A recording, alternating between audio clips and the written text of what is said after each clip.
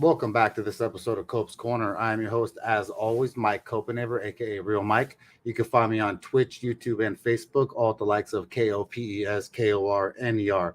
I'm stoked to be here to talk about some UFC 276 going down this weekend, which is Israel Stylebender Adesanya's taking on Jared Cannonier for the championship, the 185 championship. Cannot wait for this bout to go down and for the bets.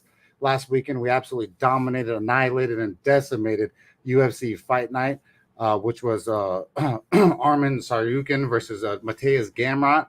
Hope that you guys cashed those bets last week, and we'll jump into those as we go through the show. The co-host for the night will be my man, Mr. B, the MMA guy. He will join us as shortly as he can. But first and foremost, I'd like to thank the sponsors of the show.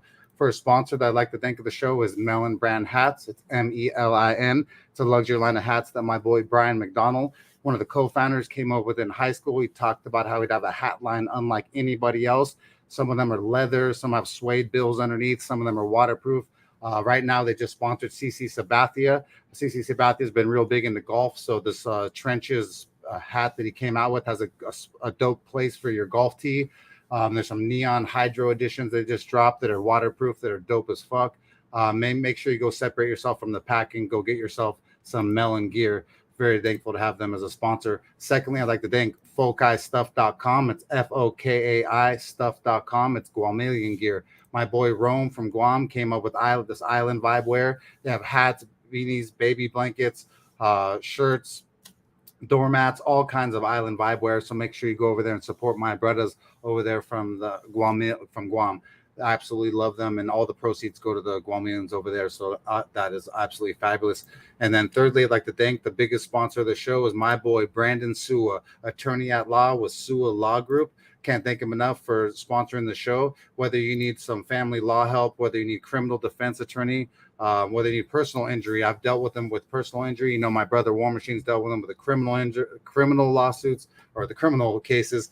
What their team is absolutely phenomenal. The way that they get back to you with your case and the information is just amazing, and the way they treat you like family. So shout out to Sua Law Group for making it possible to go live here on StreamYard. But I can't thank you all enough for being here live for Cope's Corner every single week. Like I said, last week was Armin Saryukin versus, one second, let me get this popped up for you. Had a little glitch.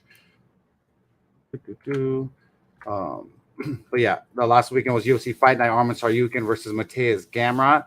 It went down last Saturday night at UFC Apex. We absolutely did a fabulous job betting on this card. So I really, really do hope that you guys listen to me and Mr. B, the MMA guy. First and foremost, sponsor the show, not sponsor the show, obviously. Just joking. Shout out, cheers, baby. Sapporo beers. That's the liquid for tonight. So with that said, the first fight on the card for last weekend was Vanessa Demopoulos took on Jin Yu Frey. And on this one here, I was absolutely wrong. I thought that Jin Yu Frey would be a little too much for Vanessa Demopoulos. I did not bet it, so it doesn't matter if I was wrong or right on this one. So you shouldn't have bet this at all. I tell you not to bet this type of shit anyways. But Jin Yu Frey just couldn't do it. Vanessa Demopoulos too strong, friggin' smothered her for a 3-round decision. So shout out to Vanessa Demopoulos. Got to jump into Michael Bisping's arms. That's 2 in a row after Joe Rogan. So she's on a roll, but I expect that roll to not last too much longer than this one here. The next fight of the night was the first one of the night the first bet of the night for Cope's Corner. It was Mario Bautista took on Brian Kelleher, and we had our boy Mario Bautista money line. So cash that bet. First round submission. He subbed Brian Kelleher, which is absolutely amazing. So cash that $100 bet there. So plus 1 unit, plus $100 for the show. So let's fucking go. I love starting out the night. Mario Bautista looked absolutely phenomenal. It's one of those things. If you listen on the show last week, I absolutely said that this kid was just too strong, too long. Had him covered every single where. The submission really surprised me, just the hair. I didn't think I had submission round 1, but cheers, Mario Bautista, for cashing me and my better some money. The next fight of the night. Oh shit, my man, Mr. B, the MMA guy, former Periscope legend in the motherfucking house. What's going on, man? Not much, dude. How's my dude doing? I'm good, man. I'm good. Crazy week, but good though. Good. All's well. Nice, dude. I'm always appreciate having you here. I'm stoked about this UFC 276 going down this weekend, as I'm sure you are. Yeah, man. Good fights. Good Yeah. lineup of fights, man. So I was just going over the last weekend's UFC fight night, which was Arman Saryukin versus Mateus Gamrot, that you and I Yeah. absolutely dominated for the folks. I mean, I was telling them I hope they listened because you and I cleaned up house for these fools. Whether it was Yes. the show bets that went 3-1, and then if you listen to my leans on the other ones, man, it went 6-1 on picks Yeah. for the specific bouts that I was 100% on, like where you could hear it in my voice. We're going with them. Me and Mr. B absolutely dominated for you guys. But I just went over Mario Bautista dominating Brian Kelleher by submission, cashing that bet for us on Cope's Corner for plus $100. Fuck yeah, huh, Yep. B? Yep. Good job by Batista, man. Did that in a quick way, man. Yeah, Kelleher had no answer, dog. No answer. Just great job by Batista. It was. I mean, obviously because we bet it, it was good. It was a great fight. Very Yeah. fast, very But yeah, fast. fast though, yeah. Yeah, it's like that Mike Tyson knockouts back in the day. You used to pay the pay per view. Your family would be like, "We paid $50 for a Mike Tyson knockout, and this shit lasted fucking 20 seconds, bro. Like, what the fuck?" I was like, "Man, I thought that was dope. I don't know what you guys are Yeah. hating on." But if I bet Brian Kelleher, you probably hear me singing a different tune. But until then, we're fucking laughing to the moon, baby. Mario Bautista cashes for Cope's Corner, first bet of the night. And you know me and Yeah. Mr. B love to get off on a roll and cash the first bet.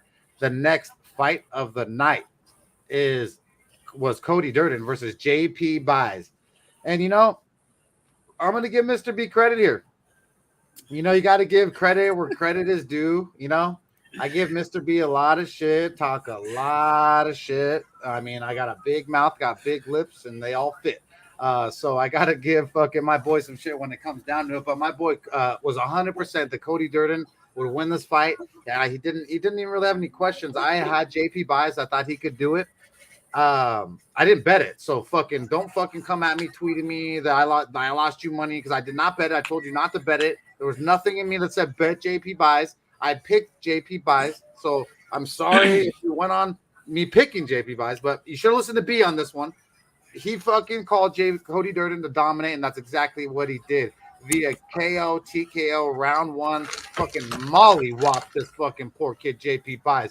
Not only did JP Buys' girl get stolen by Roman Doldiz, where he's now thick-dicking the girl, now Cody Durden comes in here and fucking silences the kid.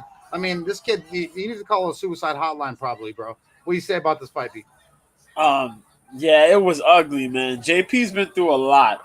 And his performances, other than the contender series, did not look good. And so I really looked at that and I said, man, if he don't get no jujitsu, he's gonna get beat the hell up. And that's exactly what happened. Cody Durden took away all that ground game attempts or whatever, just ran in like as if his job was in jeopardy and just blasted away on poor JP, man. Oh, it was Um, awesome. It was awesome.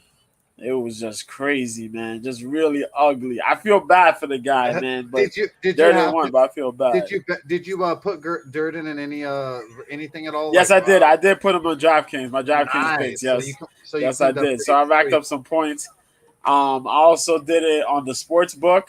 So I got a nice. couple dollars. Nothing crazy, but yeah. Hey, last weekend was a great weekend for us over here at Cope's Corner. Me and Mr. B, the KOPE, fucking dominated in the card. I mean, our leans were fucking clean, and there were some really good underdogs even that we cashed. Yeah. So just stay tuned here for free bets, baby. There's touts that get paid to lose more than Yeah. we win. So stay tuned here. The next fight of the night was Sergey Morozov versus Julian Paiva.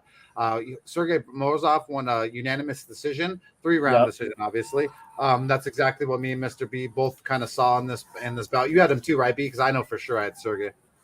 I think I went a little bit. I went towards Paiva on this fight. Okay. I did. I remember. I ain't gonna cheat you. I like the honesty. You picked Morzov. I picked Paiva. Okay, And so we're Paiva even. could have had it. Paiva So could have we're had it. even. But he messed up. He messed up bad, man.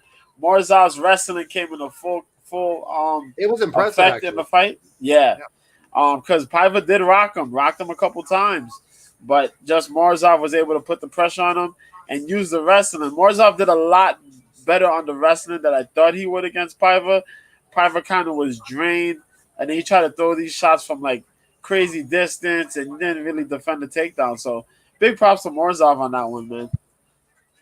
Yeah, absolutely amazing performance. You know, the kid Rolian Piva was pretty tough, long, athletic, looked really good there. So stoked there to get one back on V because I was pretty sad when Durden fucking cleaned up JP Buys like a little girl. I was like, man, bro, you're pretty bad if like you pick JP Buys. I can't even believe I put his name in my mouth. That's how bad JP Buys was. But it is what it is. The next fight of the night was another underdog that me and Mr. B were exactly correct on. TJ Brown took on Shaylin Newenbuck. And Kick your bass. Dude, what's up? Kick your bass. My fault, man. Shaylin dominated the defeats TJ Brown via 3-round decision. Showed a lot of heart. Plus 175 underdog. Me and Mr. B both said dog or pass here. B specifically said Shaylin. Even though my initial read, I did like TJ, but then like I said on the show, Shaylin was dog or pass. The odds were too great for TJ. I did not like it. What's up, my boy? Kick your bass, my boy. Professional fisherman extraordinaire. Appreciate you being here, my dude. Love you so much for always supporting the show. Appreciate you guys subscribing, and showing any love that you can on Facebook, Twitter, and YouTube, because it really helps us, run the show, get out, helps the algorithm, helps everything. So can't thank you all guys enough. But with this one here, like I said, Shaylin Newenbuck looked amazing, hubby. Yeah, man. Yeah, it was a really close fight, though. I'm not gonna lie. It was close. But I don't know what the hell was going on with TJ Brown's head, man. Like, this dude, Krause, is telling him to do one thing. He's doing something else in, like, the second and third rounds. It was like, come on, man. But TJ did kick off really good, man. It's just that Becky managed to get those, just muscle his way out of some of those, to reverse and to get some of those takedowns. But there was some chances, man, where TJ could have taken over, but he just kind of fucked it up, man. He fucked it up. He sure did. I'm glad on this one, like I said, that you and I read through the bait of that negative money line was a little too high. If you go back last week and you listen to my voice exactly, that's exactly what held me off of picking TJ Brown at all, and I went dog or pass for you guys. Once no bet here, but like I said, we put dog or pass. Shaylin Newenbuck ended up winning 3-round decision. Like I said, close fight, but with the odds so greatly or kind of favored for TJ Brown, you got to give to Shaylin when it's that close. But the next fight of the night was not close at all. My motherfucker, Carlos Olberg took on Tefan and Chuki. This fight right here, KO TKO round 1. Carlos Olberg defeats Tefan, dominated, devastated, and annihilated. Plus 1.1 units for the KOPE Cope's Corner. Cash it again, baby. $110 for the KOPE. How about it, B? That was clean, man. That was clean. That's all we gotta say. That was clean. He finished off Tefan. I had the belief he'd do it, and he got it done, man. You couldn't ask for a better showing from Carlos Olberg there against a guy like Tefan. Couldn't ask for a better showing. Nope. So on this one, B, did you favor Tefan on this one, B? No, we took Olberg. Okay. We locked Olberg down. I'm making sure. I'm making sure you roll with me on this one because I know I sometimes every once in a while it's rare when B goes against me, but it does happen. But we both had Carlos Olberg here plus 110 specifically on the show, so cashed another $110 for the show, and we just were on a roll as we go, baby. But Carlos Olberg looked absolutely spectacular. You could really see the striking dividends paying off with Israel Adesanya, the Style Bender, and all the other dudes from down under. Yeah. So the next fight of the night, did you know motherfucking different? I'm gonna say it sounds like I'm like repetitive. It's gonna sound like it's deja vu, but what do? Fucking cash that bet on Chris motherfucking Curtis, who took on Rodolfo Vieira. Chris Curtis, our boy, won a 3-round unanimous decision. Negative 120. We threw $120 on him to win $100 for you folks. Cash that bet. Another $100 for the show. Let's fucking go, B. You couldn't ask for a better performance from fucking Chris Curtis, man. Chris Curtis stuffed every single takedown. free money. Every single takedown from Rodolfo Vieira. That is insane. And Everyone. then picked them off on the feet, man. What, yo, wow. Cheers, baby. You know how we do it over here. Cash and Wow, man. Solid showing by this man, Chris Curtis. Oh, man. Chris Curtis, fucking shout out, dude. Appreciate you training my boy Herman Torado. Also, Sean Strickland trains with you down to San Diego when you guys go down there for my boy Herman Torado, who's also a PFL competitor. He used to fight in Bellator. My brother, War Machine's protege. So shout out to Game Bred Training Facility where you guys throw down sometimes. So, yeah, Chris Curtis, man. I was so fucking stoked, man. I just like, it felt so good to get all those cashes just under the belt and just fucking just We were right about absolutely everything on this card, and even the one time I was wrong, it was I wasn't wrong about the fighter winning. I was just wrong on the under, and that comes up, I believe, next on the card. But shout out to Chris Curtis for cashing that bet. But after absolutely dominating and cashing the first 3 bets in a row. We had the next one was Umar Nurmagomedov took on Nate Maness. Umar was highly favored, negative 1,000, something crazy. You couldn't make really any money off him at all. So I decided that under 1.5 was probably the better option for you to risk some money. And usually when you get a negative 1,000, that person should decimate and annihilate the competitor. He did not do what I thought he should do. Other people have different opinions. It does not matter. I put down 1 unit, $100 on the under 1.5, and I ate my ass on that 100. But like I said, we cashed over $310 before that losing of $100 in 1 unit. So plus 2.1 units still, plus $200 for the show right at this point. Me and Mr. B, the KOP, doing the fucking damn thing still. So can't hate, just fucking appreciate, like, subscribe, and do the damn thing. B, how about Umar Nurmagomedov versus Nate Maness? That was a good fight, good grappling going on there, man. Umar couldn't get to finish, but in respect, he did kind of pummel up Nate Maness. Nate Maness did a really good job in defending himself, though, I'll tell you that much. But it was a real dominant performance by Umar, man. Kind of tied him a little bit on the feet. Started using those kicks. I tell you, man, that motherfucker can kick. If he could throw his hands in the mix together, he got a couple more KOs, or TKOs. But he did his kicking. He threw pretty good kicks to keep the distance. And then when Munoz came in, he closed up with the takedowns. That's the second loss, I think, on Nate Maness's career. But no shame in it, man. He'll come back stronger. Tough guy. Good performance by Umar. That's all. Yeah, I mean, like I said, fabulous performance. He got the win. All that matters is he cashes those checks for his family and goes back with an undefeated record. It is now 15-0 after this W. So the next fight of the night was Thiago Moises took on Christos Gagos. And, like we said, it's Thiago Moises, the veteran. It's a little bit hard to doubt him in this situation. Initially, like obviously the size of Christos Gagos was a little bit scary. We had no bet here, no blood in the water at all. Thiago Moises defeated Christos Gagos via submission at 3:05 of round 1. So it was pretty, as a moderate favorite, he did what he needed to do and made pretty short work of Christos Gagos. So shout out to Thiago Moises on this one. I know Mr. B had Thiago picked out steadily. Yeah.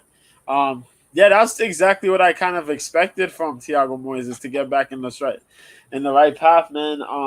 That jiu-jitsu and how he sneaks his jiu-jitsu game in is just really it's sneaky, man. It's really sneaky. You don't quite expect it. And I figured Giagos will get in that situation where it's like, oh, shoot, I'm going to hit a little bit. I'm going to try to go for a takedown. This man, stuffs that, starts wrapping you up. Next thing you know, he took the back submission. That was it, man. It sucks because I like Christos, but Moises is on another level, man. He's fought those tougher opponents, the higher in the ranking. So that's why I picked Thiago. Thiago got it done. That's that. You were on him easily. If you listen to Mr. B, his lean on that one specifically, pretty easy work for Thiago Moises. I think I went dog or pass there, but I did not. No blood in the water. It did not matter to me. Did not care. Did not want to bet it. And you could hear that in my voice last week that I did not care about that fight at all. The next fight of the night was Josh Parisian versus Alan Badeau. Another fight that we had no bet on and no skin, no blood in the water at all. But it is one of the few that I was wrong on. I thought that Alan Badeau would be able to take care of Josh Parisian. He looked good in round 1, and then in round 2, he looked like a whole different beast and ended up losing. Like I said, no pick here, no blood, no bet, no nothing with verdict, nothing at all. But I did pick Alan Badeau as the slightly favored. It was a plus 100 even. He lost to Josh Parisian by KO TKO round 2. It was crazy. The guy round 1 was not the guy round 2, Humby. No. That guy, that fight, as we mentioned, it was low level, heavyweight mixed martial arts, man. And I thought Bordeaux was gonna get that finish in that first round, man. Then after that, because he did drop Parisian, he was banging up on Parisian. All he had to do was just get a little better on the position and throw those shots. And bang. I don't know what the hell went through his head. Second round came. This man was so spent. It was ridiculous. It was terrible. Then this guy comes in, gets these takedowns. Parisian gets him against the fence. Then he starts getting the takedowns. And there's another takedown after Bordeaux get back up. Bordeaux was gassed. That man was winded. And that was it. It was over. Like, this man literally gave up. This is the same guy who trains with Cerrone. Your interim heavyweight champion. What the hell, bro? It was pathetic. What the hell was that? I could not believe it. Shame, bro. Shame. I'm so glad. Hey, I almost made it a bet last week on the show because of my mere disrespect for him at all. Cheers to you guys. My lady just came in and gave me another beer. So I really am glad that I held off and that my instincts I was like, this seems fishy. To be honest, to be real honest, I'm gonna lose some French fans right now. Even though I like France, I like your cheese, I like your food, I like a lot of the things you do. I'm not a big fan of your fighters. And once the Badeau thing being French, the white flags and peace signs just kept waving in my head like my hat. It was just waving. It was waving. And I should, like I said, I'm glad I didn't bet it. And that's why I didn't bet it. It was because he was French. So I'm going to be honest. I saved you guys some motherfucking money because I would have bet the motherfucker. If he was Nigerian, if he was Cameroonian, if he was Ugandan, if he was fucking Japanese, probably. But I did not. Okay. So, it is what it is. Shout out to Josh Parisian for being able to withstand the storm. That was absolutely. Yeah, I give him props for that. It was some shitty, low-level heavyweight fighting. I'll tell you that. So, I mean, not a lot of props, but I'll give you some props, and I'm going to take it right back, okay? The next fight of the night is something to talk about, baby. Shavkat Rakhmonov took on Neil motherfucking Magny. Oh, God. And you guys, if you go back to the show, if you go back last week and you listen to the KOPE, not only did I tell you motherfuckers that the under 1.5 would cash, not only did I tell you the inside the distance would cash, he fucking knocked this motherfucker out round 2 at the very fucking start of it. Cash the under, cash the fucking inside distance. Let's fucking go, baby. Shavkat Rakhmonov finishes fucking Neil Magny by submission.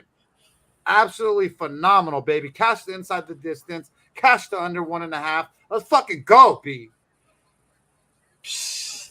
That man really beat up Neil Magny, man. Neil Magny's one of the toughest guys in that division, but he really made Neil Magny look normal, man. My man Neil Magny was trying to fight off his back the whole fight. I ain't never seen some shit like that in my life from Neil Magny. That was crazy. That was crazy. The fact he forced this man on the feet, he was beating him up. They were trying to do a little bit of this clinching stuff. Knocked Neil down. Neil ended up trying to fight off his back. Shavkat kept beating him up. Eventually, second round came. It was like the same thing. A bad idea Neil Magny had. Ended up getting caught in a guillotine choke. Shit. And that was it. Neil tapped with seconds left in that second round. It was like, damn. Shavkat is for real, man. I think Shavkat deserves a lot more recognition now than our guy Chimaev. He's fought a lot more tougher opponents, man, in his run. So he may be the next. He may be the guy to get the shine over Hamzat. But the skills are proven to be for real. So big props to Shavkat, man. Yeah, super big props out for Cope's Corner, baby. I told y'all under 1.5, cash that inside the distance. And like I said, the reason why I did the inside the distance is because nobody picked Shavkat to sub Neil Magny. Not a motherfucker, okay? But I know from my experience from getting fucked in my own motherfucking ass with no loop, okay? At times when I pick KO, it'd be a sub. I pick a sub, it'd be a KO. I'd be fucking blop, blop, blop, the opposite every fucking time. I learned my lesson. Inside the distance is the way to go if you think someone's going to fuck someone up, because then you get the sub and you get the dub with the inside the DT motherfucker. So let's fucking go, Shavkat. Last week we absolutely dominated this fucking card. I don't know what you guys are doing, but it's a free fucking show. It's free money. And if you want to show your bitch some love, you want to show your kids a good Christmas, you got to listen here on Cope's Corner. I'll make you guys some money. And until then, I don't know what to do for you, you know? I can only show you where the water is to drink the shit. You know, if you got your back to the water and I point to it, it's your fucking fault, you know? You're not very smart. I mean, it's a free show, but it is what it is. Next fight of the night was the main event. Arman Saryukin took on Mateus motherfucking Gamrot. And I don't know many shows. There are on a lot of shows that if you go back last week and you put them on the record that picked Mateus Gamrot to win this bitch. I don't care if it was a split decision. I don't care if it was unanimous. I don't care if a fucking unicorn came down from space and he rode Mateus Gamrot to a goddamn W. But that's exactly what he did. Mateus Gamrot, the underdog, the fucking plus 210 dog, cashed it. Me and Mr. B, the KOPE, one of the only shows to pick the motherfucker to do the damn thing. We did it. Plus money all day. What do you say, B? What a fight. But hold up. I was just catching this PFL real quick, and this dude just finished Brett Cooper, Ray Cooper the third. It was the Battle of the Coopers. Ray Cooper? And Ray Cooper finished Brett Cooper in like 20 seconds. Yo, that was ugly. You scared the fuck out of me. I was like, wait, Ray Cooper got beat up? No. Ray Cooper was throwing hooks and body shots. Hey, and then knees and then more shots. God damn. Like some Mario fucking World Koopa Troopa fucking war over there. It was the Battle of the Coopers. But yeah, man, I just wanted to give that up real quick. Big props to Ray Cooper the third, man. That dude is a savage. Hey, but yeah, man. Here's Gamrot, the motherfucking gamer, cashing that bet. Let's talk about that. Let's talk about that. That was a fight. I remember you put out a tweet talking about you wish it could have been a tie, it could have been a draw, and I kind of agree, man. I agree. The way that fight went, it could have been. I like the win. Hey, I like the win because the money feels good. The plus 210, plus $210. I mean, I don't give a fuck. Facts, but you know what I mean? It was a really good fight, man. Arman Saryukin, fast guy, as we mentioned, throws those strikes in crazy combination. Mateus Gamrot had to initiate that grappling in full effect, man, and he did. Shout out to my boy JR Gomez talking shit about my long fucking ducktails over here. Hey, I can't help it. These ducktails, my lady, she likes these ducktails, and whatever your woman likes is what you do. And I'm trying to get to the putty every fucking night, and you know that's the goal when you get married and you have kids. So if she wants me to do the dishes, I'll do the dishes. If she wants long hair, don't care. I'm not scared. I just want to dominate and annihilate that putty all day. So sorry for the women that are watching the show, the few, not many of you, but it is what it is. But shout out to my boy JR Gomez, and I've been friends since Semi Youth Baseball, SYB, the best fucking pony league baseball in California. So one of the best fucking baseball players I ever met. Pitcher. He also won 3 championships with a minor league baseball team called the Dodos. What up, Army Vet 8993? Appreciate you being here. You, Mr. Kick Your Bass, JR Gomez, Mel B, fucking Ted Hicks, every single person who makes the show so much better, man. Emmanuel, a bunch of people, Back in Black, a beautiful lady, Mr. B's good friend. So we appreciate all you guys making the show what it is. And but yeah, there is a pretty decent PLF card on tonight, but I got to do what I do best, and that's UFC betting. And last week, me and Mr. B cashed over $610 on bets. So I don't know what you guys want from a free show, but you know where to go. Friday, 6 p.m., 6:05. You know we're alive, baby. The KOPE and Mr. B doing the damn thing, cashing bets, wrecking. Expect the deck. But all right, B. Let's get back to fights. But what about Mateus Gamrot, B? Could you believe he actually did that dub, or did you believe it should have been a draw like we both kind of thought? You could have called it a draw. I know people were upset. They thought that Armin Sarukian had won the fight. I look at it and I say, it all depends, man. It depends on how you judging that grappling, man.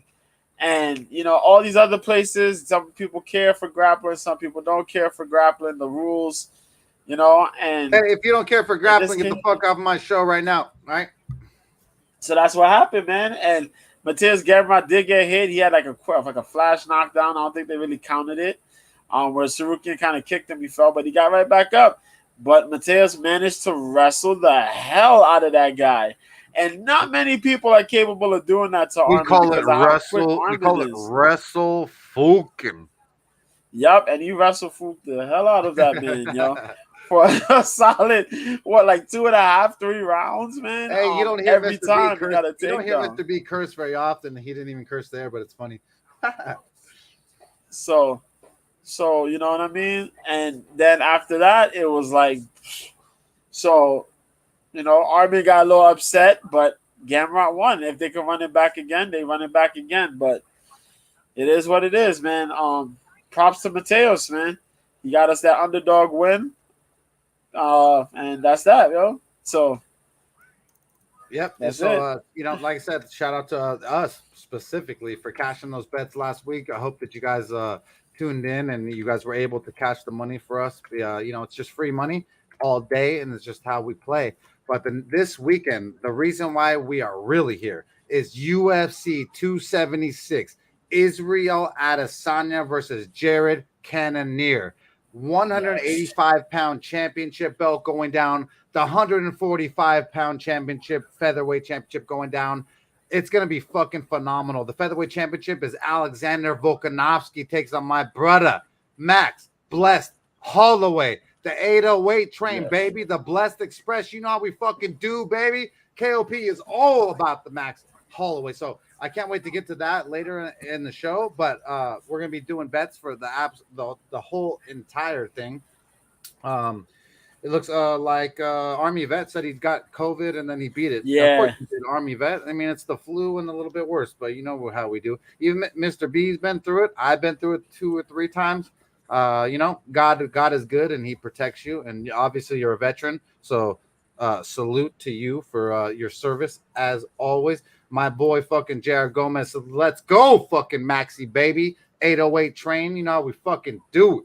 But I appreciate you guys to please like, subscribe, and to share the content. It really does help me and Mr. B get in the mix. But the first fight of the night, B, is Jessica Rose Clark. It's everybody's girl, the Thunder from Down Under versus Julia Stolarenko.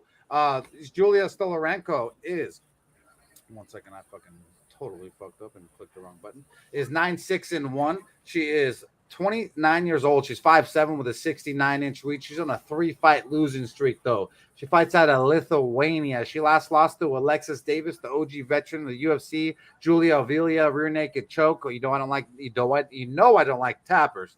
And then she lost to Yana Kunitskaya via unanimous decision.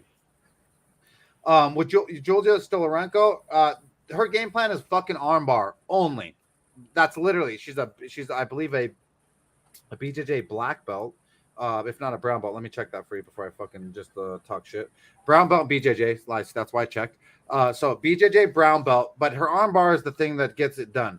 That's what I'm eyeing here versus Jessica Rose Clark. Jessica Rose Clark she calls herself Jessie Jess. She's 11-7, 34 years old. She's 5'5" with a 67-inch reach. She's on a 1-fight losing streak herself. It's weird because Stolarenko's got 2 fights. Stolarenko's got 2-inch reach advantage, 2-inch height advantage. She's also 5 years younger. Jessica Rose Clark fucks around and plays a lot of games. She does have good striking.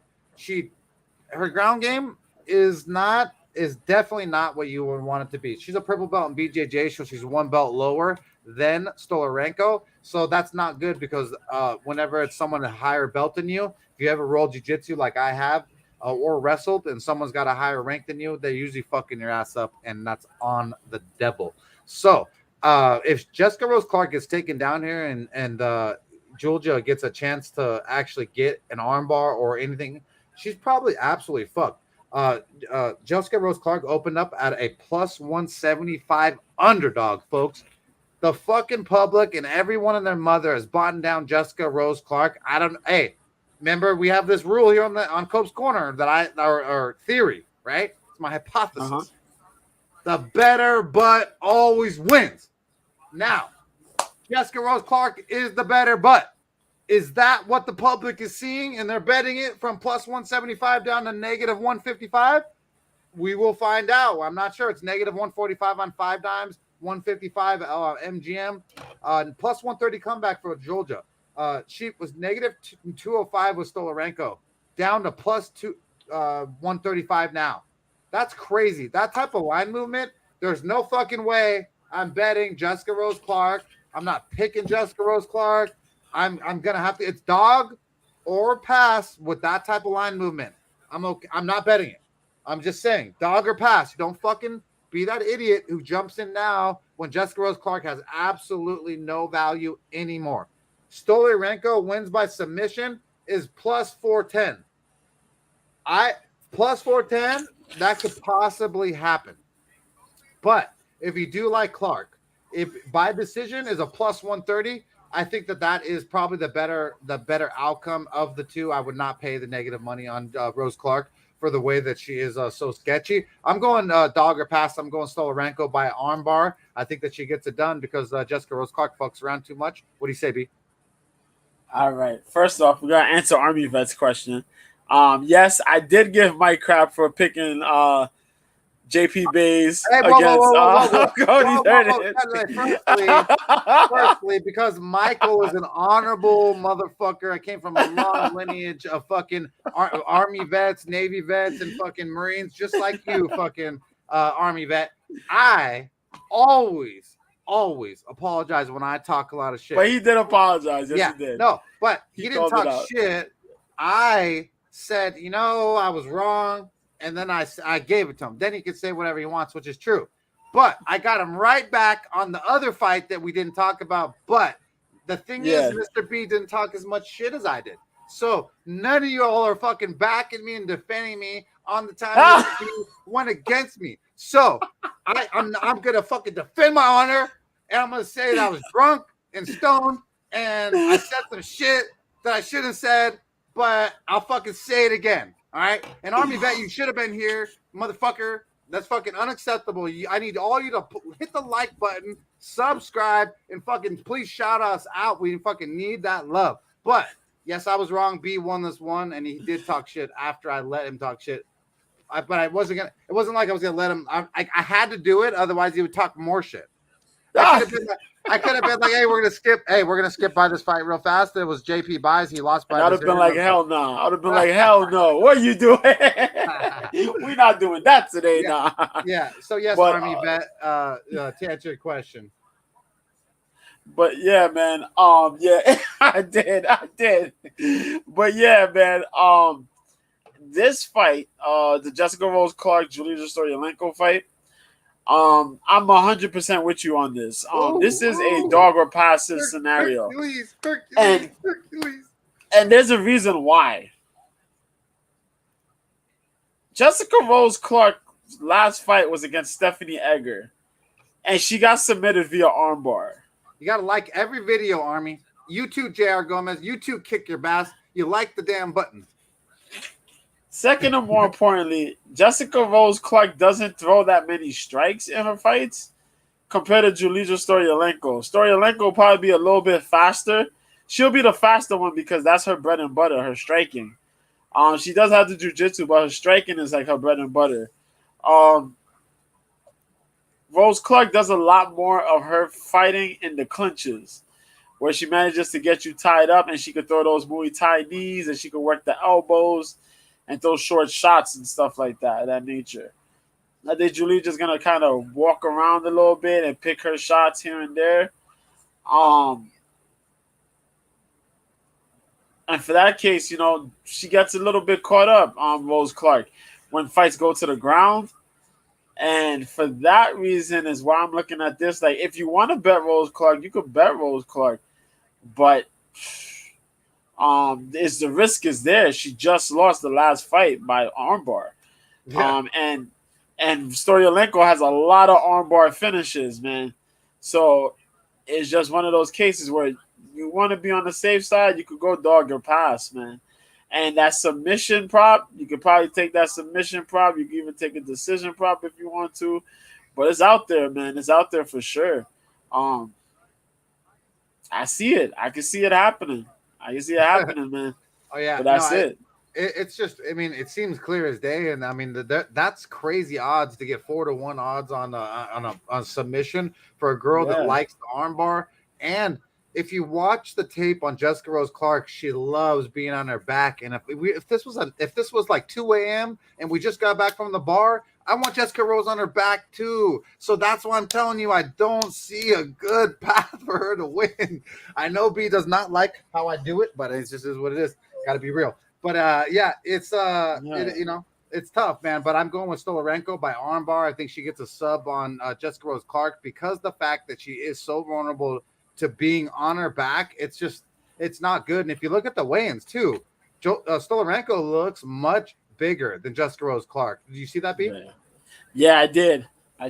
She looks a lot bigger than Rose because Rose is a little bit smaller. She fought more like she fought at 135, but then like 125, where Julija fights at 135, and she's fought before at 145, I think.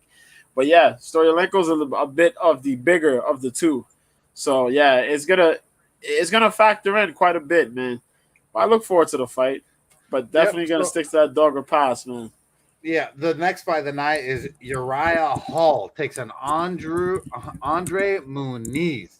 Andre Muniz is 22-4. He is 32 years old. He's 6'1" with a 78-inch reach. He's on an 8-fight win streak, fighting out of Brazil. Shout out to the Brazilians and the Brazilian barbecue. The shit's fire, especially that picanha. He last took on Eric Anders, won by armbar round 1. Took on the legend Ronaldo Jacare Souza, and he fucking dominated by inverted armbar round 1. Bartosz Verbinski round 1 armbar. This dude is an absolute finisher. There's no fucking you know exactly what he wants to do. He wants to get you down on the ground and fucking snap your goddamn arm, and that's exactly what he's looking to do here. He's taking on a veteran in Uriah Hall, who I believe has never been submitted. He's called himself Primetime, 17-10. He's 37 years old. He's 6'1" with a 79.5-inch reach. He's on a 1-fight losing streak. He's gonna have a 1.5-inch reach advantage. He last took on the trailer park trash, our boy Shawn Strickland, he lost a unanimous decision 3 rounds, and then he took on Chris Weidman and he beat him a broken leg round 1. Not really a big win in the sense. And then Anderson Silva punches round 4. He's all over the places, our boy Uriah Hall. But like I said, I believe he has never been submitted. I'm gonna make sure I go back here and look through his resume. Never been submitted. So this is gonna be a tough task here for Andre Muniz. Right now, the odds makers have Andre Muniz at a -315. That means you got to throw $315 to make an extra 100. A plus 285 comeback for the veteran Uriah Hall. Andre Muniz opened up at a -225. He's been bought down to the -315. Andre Muniz, I think that inside the distance prop is probably the best bet for him if you were going to do him, because I feel like he would finish inside the distance. But it's hard to go against the veteran, Uriah Hall, because he's been in there with the best of them, and it's Negative 180 for Munoz wins inside distance, folks. That's fucking stupid. Negative 120 for submission. Oh my lord, bless me. Fuck, B. That. I like Andre Munoz by submission here. I think that could happen, even though Uriah Hall's never been submitted. But the odds of getting steamed, at everything going on, I love the veteran, so I got to go the veteran here, Uriah Hall versus Andre Munoz. Even as badly as I'd want to pick Andre Munoz, I don't see any path for me to make you any money on that one at all. I'm not betting it. I'm just saying dog or pass. Got to go with Hall for the experience. The money line is gross. I know Uriah's done, JR. He's done. But did you see the money line? JJ, did you see the fucking money line, JJ? It's fucking despicable. Word, it really is, man. That thing is horrible. Like, what do you do with it? What do you do with it? Under 1.5? Yeah. I mean, I am going for McDonald and Harrison tonight, man. Good matchups.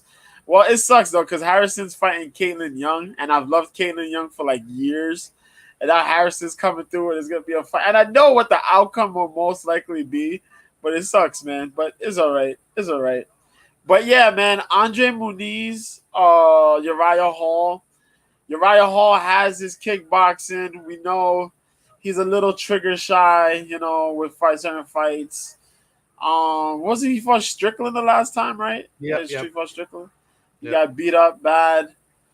Munoz is a little of a different type of guy, though, man. That grappling strength is different.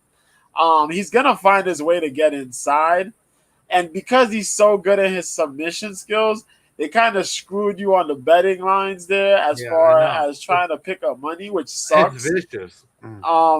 So it's like you got to go with a decision or a TKO possibly, which this man is gonna definitely go for the damn submission. You know what I mean? I like Uriah Hall. Uriah Hall he got those abilities, but he's always trigger shy, man. I'm taking Munoz, man. I think Munoz gonna go in there, tap a little bit. Gonna force Uriah Hall to try to get in with some type of shot. Take full advantage, either a clinch, body lock, use that muscle up to take him down, and then play boa constrictor on him till he gets a submission. Yeah, that's it. I don't see it any other way, man. If Uriah Hall could get the win, big props. But taking Munoz, man. I know that's why I said I like Munoz too. I'd like him by submission, just like you do. But like I said, the odds are gross. I mean, you like to go against Uriah Hall where there is a chance Uriah Hall could get a devastating knockout. I'm not thinking it's slim, but it could happen. And I just don't like having my ass out there on the line. A negative 180 for inside the distance is gross, bro. Yeah. Like you can't do anything with that, but it is what it is. The next fight of the night is Brad Tavares takes on Dricus Duplessis. This is the 185-pound division, I believe. 1 second. Yes. Yep, 185-pound division. We got Dricus Duplessis. He is 16-2. He calls himself Still Knockouts. He's 28 years young, 6'1" with a 76-inch reach. He's on a 4-fight win streak, and he last took on Trevin Giles. He won by right cross to ground and pound round 2. Then he took on Marcus Perez. He won by left hook round 1. Those were his 2 UFC fights. To me, this dude, like I said, his striking is great. He's an all-around good fighter, good skills. But I just don't know if he's ever taken on a guy like Brad Tavares, who's 19-6, 34 years old, 6'1" with a 74-inch reach. He's on a 2-fight win streak, fighting out of Extreme Couture, Las Vegas. He last took on Omar Makhmedov, and he won a split decision. Then he took on the BJJ black belt, Antonio Carlos Jr., and he won a unanimous decision. And then he lost to Edmund Shabazian head kick round 1. And Israel Adesanya, he went 5 rounds in unanimous decision. So, I mean, this dude's really good striking, powerful as fuck, really good takedown defense at that. Right now, the odds makers have Brad Tavares at a slight disrespect, in my opinion. He's at a plus 132 underdog on 5 dimes, plus 142 comeback for Dricus Duplessis. It's very hard for me to go against Brad Tavares because that he does have so much power standing. He's been there with some of the best strikers in the world. There's no way Driscus has been in there with the people that my boy Brad Tavares has. Um, I gotta go with Brad Tavares here, and I'm gonna throw down $100 one unit on Brad Tavares at the plus 132 number on 5 dimes. I just gotta have Driscus Duplessis prove that he belongs to be here in the top of the division. Brad Tavares will fight for my money, and I'm down to throw down $100 one unit. What do you say about this fight, B? Ooh, damn. Oh shoot. Mike throwing down a big 100, dog. Uh, that's good because I'm with you. We're going with Matt Tavares on this side, man. Hey, I'm Yeah, gonna grab a beer. cool. I'm taking Brad because Brad is OG. He is the old school. He's been there for quite some time, and now he's catching his stride, being in his mid-30s. Was it early mid-30s now? He's been there for over a decade, and now he's found his way into the middleweight division for real. Like, he's been being up. He's taken some bad losses. He's had some good wins in his career, kind of up and down. But Driku Duplessis, this mofo is a strong middleweight, man. Yeah, he's a strong mofo, man. Big Good point out, South JJ. American fighter, man. Monstrous in size, and he has crazy power. His kickboxing is pretty good. His shots are pretty good as well, man. But we haven't really seen him on the ground, really. And I think Brad Tavares brings a good mix-up of skills to give Duplessis problems. I know Brad's been knocked out by a list of who's been climbing up the ladder in the UFC. People's made their names off of him. The middleweight champ, the current middleweight champ beat him. I think the former middleweight champ beat him. Freaking Edmund Shabazian beat him. There's a list of people who've beaten him, but I think he's caught his stride now. He has the mixing skills, trains the Extreme Couture. I think he's going to put a little bit of boxing, a little kickboxing, put some wrestling on him, mix that up for 3 rounds. He has the cardio and the experience to do these things, and that's what I'm looking for, man. I think he could get a really good decision win here, but it's going to be tough. I will tell you that. It will be tough because Duplessis throws some nasty-ass kicks to the body, and that boy's hooks are ridiculous. So you got to be very careful of those. Get that timing right and figure things out. I think Brad Tavares can get it done, man. Yep, I am picking Brad. Yep. Nice, dude. I love when you agree with me because I'm going out there on a limb, taking the veteran, a little slight underdog. Everyone's high on Duplessis. But you got to fight for my money, and Brad Tavares will do that. And I just feel like the line movement is just too scary, too hairy, and then I'm down to throw down that money there with the veteran. But the next fight of the night, B, is Ian Gary versus Gabe Green. I'm gonna let you jump into that first. All right, cool, man. Because this shit got a lot. It's getting a lot of heat, man. I know Better's been talking about this shit. And it's been back and forth, man. So we got the future Ian Gary, man. Ian Gary, 9-0, 24 years old, 6'3" with the 74-inch reach, representing Ireland, man. Currently riding a 13-fight win streak that goes from his amateurs to the pros. Representing this Kill Cliff Fight Club. That's his first 2 fights in the UFC. He fought Jordan Williams. He beat Jordan Williams, which it was a rough beginning, but a pretty good ending where he knocked out Jordan Williams with a counter right hand. 4 minutes, 59 seconds into round 1. That was in November of last year. Earlier this year, though, he fought Darian Weeks, where he got a unanimous decision. Did really good. It wasn't as cool of a fight as many people had expected. Some people want to see him get the KO. He fought a little bit more technical. Daniel Weeks gave him couple problems there on the feet. That was back in April. He fought a couple guys in Cage Warriors, Jack Grant, unanimous decision. Rostam Ackman, he beat with punches and a head kick around 2. Lawrence Tracy, ground and pound. Y'all know the list goes on and on. He's going up against a guy who will give him some problems here in Gabe Green. Now, Gabe Green came into the scene, gifted Gabe Green. I think it was his fight against D-Rod, was it, that he made his Yep. debut? Yes, sir. Yeah, Daniel Rodriguez. It was a unanimous decision loss. After that, he fought Philip D-Rod's Rowe. tough, though. Yeah, tough. But it was a good fight, though. Good Very back and good. forth. Mhm. He fought Philip Rowe after that, where he won by unanimous decision. That was a really good fight. Rowe was trying to pull a little bit of jiu-jitsu and grappling, but Gabe Green did good and keep it on the feet and just trying to land those strikes, man. Johan Liness. This fight was something because this was in April. This fight, I think we picked Johan, man, because we thought Johan was gonna do it too. But damn, Gabe Green's chin, man, that shit held up. And his determination held up as well. He came back in that second round, beat Johan. Johan gassed out bad, man, and pieced him up, punches round 2. Before that, he had a couple fights where he knocked out people, submissions. He even beat Edmund's brother, Leon. That's crazy. But I digress, man. This fight here between Gary and Gabe is a really good fight, man. Ian is gonna have to look for his shots. I think we get the same fight that we got with this dude in his last fight.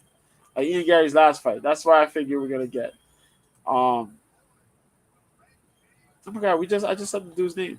They fought Darian Weeks. There you go. You're gonna get that same type of fight because Gabe Green does that type of stuff. Gabe Green is pretty good. He's pretty good defensively. He did get clipped though. So, but for the most part, he does really good defensive wise. He throws good shots. He moves forward though, which will probably leave him for some openings. Will leave Gary openings to throw like counter shots or whatnot. The big thing is will Ian Gary use his takedown skills because Gabe has shown before he got little problems with defending some takedowns here and there. But shit, Gabe Green's gonna be a problem here, man. Yeah, buddy. When I was sitting here thinking about this fight, I was like, shit, I would go Ian Gary. But fuck, I might. I'm not sure. But I might go Gabe Green on this one, man. I might. I might go Gabe Green. That shit is crazy, but I might go Gabe Green. I fucking love it because that's the fucking tinglies that I'm feeling, baby. I'm feeling like Gabe Green is a little too mean. He's a little too green, and he's a fucking little machine. This dude's tough as fuck. He's been in there with some tough motherfuckers. Daniel Rodriguez that we talked about, he lost a unanimous decision. That was a pretty good fight. D-Rod, pretty tough dude who's been in there with some tough guys now, and he's highly talked about. Philip Rowe, really, really big, tall dude with long range who he was way outmatched there in the range department. He ended up winning unanimous decision. Ian Gary got fucking clipped by that dorky fucking motherfucker Jordan Williams, and in the first round, and it was hairy and it was scary. And if he thinks that was hairy and scary, he better be prepared for the dude that Gabe Green is. He's a purple belt in BJJ himself, so he's no slouch on the ground. Right now, the odds makers have Gabe Green at a plus 152 underdog, negative 162 comeback for Ian Gary. I mean, I love Ian the Highlight Gary. He's a nice kid. He's got good energy, and he's got all kinds of flow and blah, blah, blah. But this is the betting, and I don't really care about none of that stuff when it comes to being nice. I want him to fucking fight for my money and be a dog, and that's exactly what Gabe Green is. I'm throwing down $100, one unit on Gabe Green to do the damn thing. 1.52 units is what we will win on the $100. Let's fucking go, B, baby. You and I, when we usually feel the tinglies, we got to go with it, and I'm glad that you're feeling the same exact thing. The next fight of the night is an absolute treat. Donald, the Cowboy Cerrone, is taking on the legend Jim Miller for the second time. I'm going to let you jump in there first, B. Oh, shoot. Okay. Yeah, man. OGs. Let's go. 170 people. This is a big game changer right here because it's 170, now 155. Donald Cerrone versus Jim Miller, man. Let's get into it. Well, we know this fight was supposed to be Cerrone versus Lozon. Unfortunately, the first time Cerrone had to cancel, he had to pull out the fight. The second time around, Lozon pulled out the fight. Lozon had a knee injury, so they filled it in. Actually, I think it was last week. Was it last week they were supposed to fight? Yeah. And it was the knee. So, Jim Miller said, "Yo, I'll fill in." And Jim Miller, being the gangster he is filling in. So we got a 170 fight because that'd be crazy if Cerrone had to cut another 55, cut to 55 again. Yeah, it'd be bad. That would have been 3 times at 155. It's shit. But yeah, man, let's go. Donald Cerrone, 39 years old. 6'1" with the 73-inch reach. Representing Denver, Colorado. He was training with Greg Jackson, but now he's out here in this BMF ranch, man. Right, the record is 36-16-2. God damn, that's a lot of fights, bro. Wow. So he's aiming to get this record of the most fights won. So we'll see what happens. But he's on a skid, man. He's on a skid. 5 losses, bro. 5 losses in a row. Which started from, well, a last fight he had, he lost to Alex Morono. Standing TKO, 4 minutes, 40 seconds in round 1.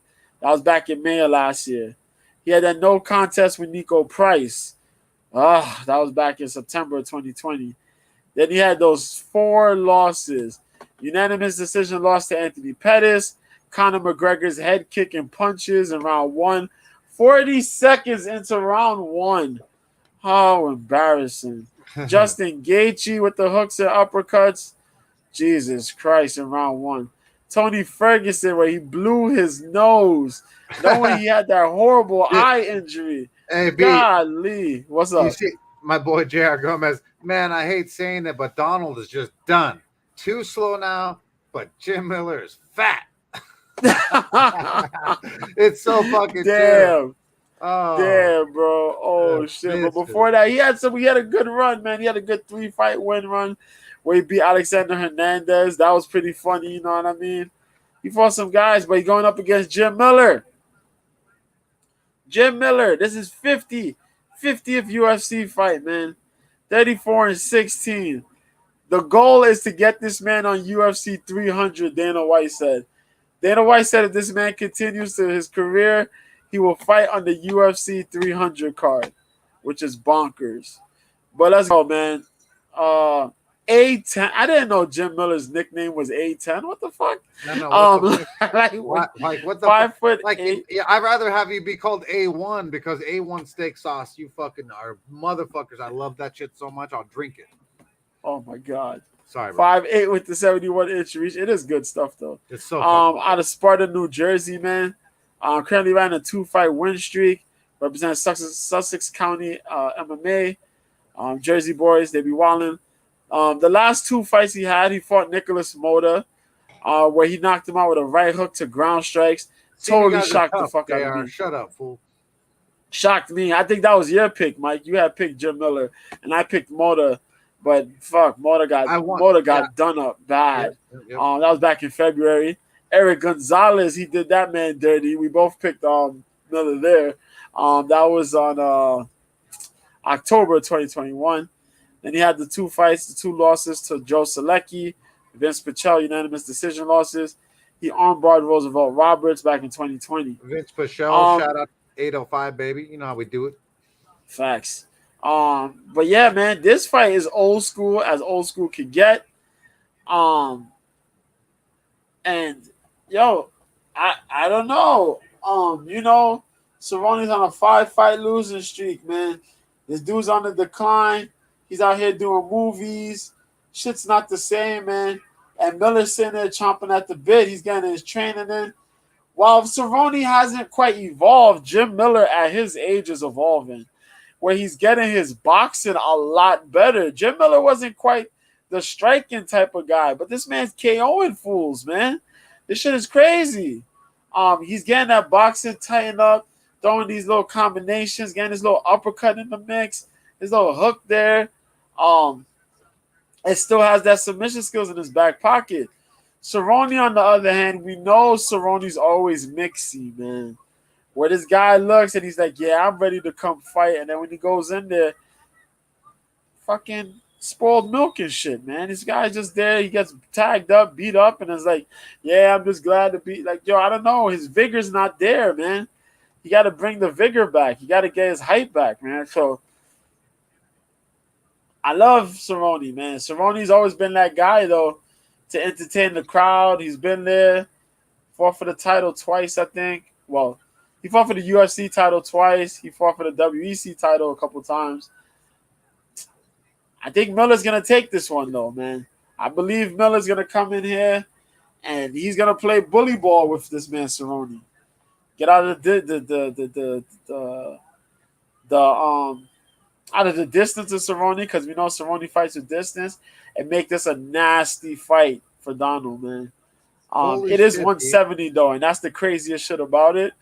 But because Cerrone's gas tank will hold, but then you got to think about Jim Miller's gas tank and how he handles at 155 alone.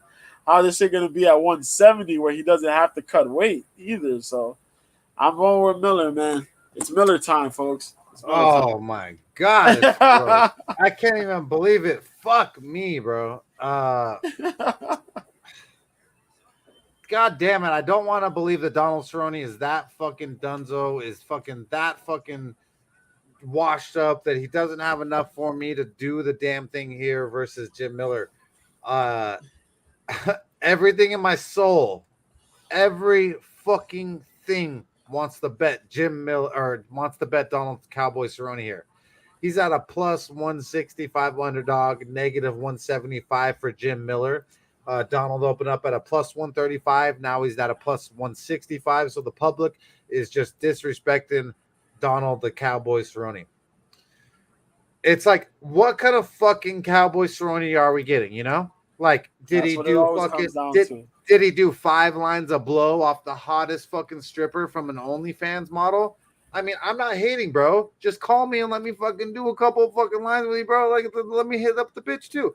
But like, is that like, what is he doing? You know, like, is he partying? Is he fucking bitches? I mean, you know, like, I don't know. I don't know what is he wakeboarding? Is he skiing? Is he fucking jacking off some transvestite in fucking Mexico? I don't know. I don't quite know what Donald Cerrone is doing. He does all kinds of crazy shit. It's like Donald Cerrone's jiu-jitsu game should be equal to Jim Miller's. The reach is 2-inch reach advantage for Donald Cerrone. 3 inches height advantage. Leg advantage for the kicks for Donald Cerrone should be great. Jim Miller does not take leg kicks well to his chest. I don't know what the fuck Donald Cerrone we're getting. The last 5 fights, it's 4 losses, 1 draw. I don't know what the fuck I saw. Everyone and their goddamn mother is on Jim Miller, and I just can't go with the trend. When everyone goes left, I got to go right. And I'm going to go Cowboy Cerrone plus 165. I'm not throwing down the money, but I'm going to go Cowboy Cerrone versus Jim Miller. I refuse to believe that my boy Cowboy is washed up. But if Skeletor shows up on UFC 276 tomorrow night, fuck me.